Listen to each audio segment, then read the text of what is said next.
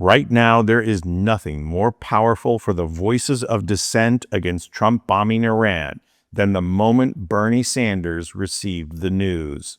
Bernie Sanders has been the lone Democrat waging a war on Trump from the beginning. While Chuck Schumer is writing strongly worded letters, and Hakeem Jeffries lends his support to Cory Booker, filibustering nothing of consequence, Bernie has been out there leading the fight. And yes, he's joined forces with Alexandria Ocasio-Cortez, and he'll join forces with anyone who will oppose Generalissimo Bone Spurs, who just illegally plunged us into war with Iran.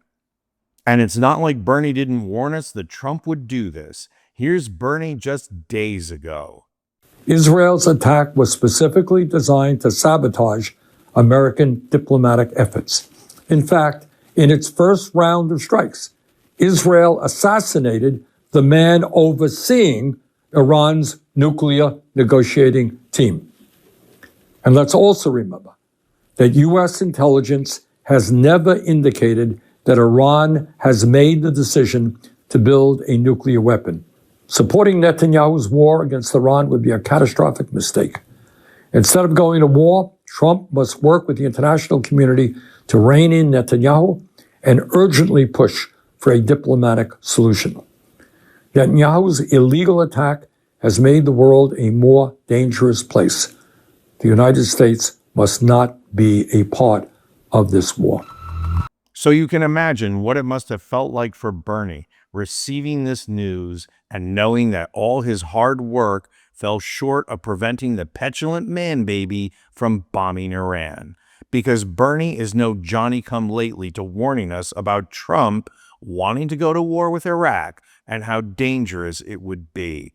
Here's Bernie in 2019, back in the salad days, when we had guardrails on the draft dodger who would be king. I believe that a war with Iran would be an absolute disaster, far worse than the war with Iraq. I worry very much that intentionally or unintentionally, we can create a situation in which a war will take place. But once again, Bernie was the voice in the wilderness. This time around, Sanders received some help from Tim Kaine, who introduced legislation preventing Trump from taking military action against Iran without congressional approval. And where was Chuck Schumer while Bernie and Tim Kaine were trying to prevent this bombing? Well, here's what the Washington Post reported.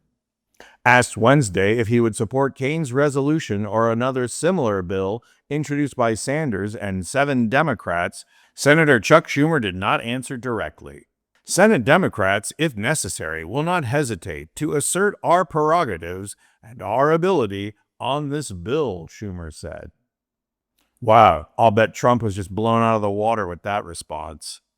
So if that's not totally depressing and a complete indictment against shoeless Chuck Schumer, I don't know what is.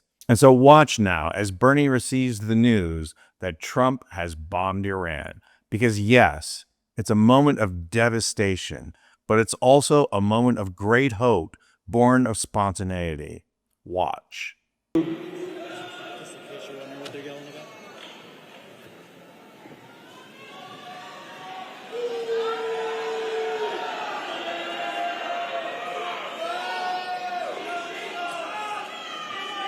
This is a statement from Donald Trump, quote, "We have completed our very successful attack on the 3 nuclear sites in Iran," etc.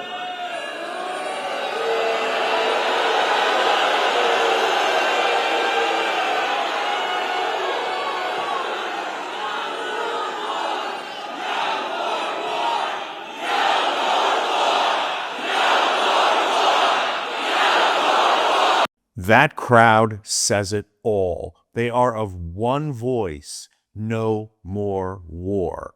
And Democrats need to speak as one with that voice. Alexandria Ocasio-Cortez knows what that means. That means impeaching Trump now. That means if Democratic leaders can't unite the party into an anti-war opposition and demand that Trump step down, then they need to step down. Whether they want to acknowledge it or not, Bernie Sanders, who is not a Democrat, is the leader of this party. So if Chuck Schumer and Hakeem Jeffries can't stop cozying up to Wall Street and kissing Netanyahu's butt long enough to lead an enormous anti-war movement, then they need to get into the same clown car as Donald Trump and just drive away. Reporting from Rome, I'm Anthony Vincent Gallo for Occupy Democrats.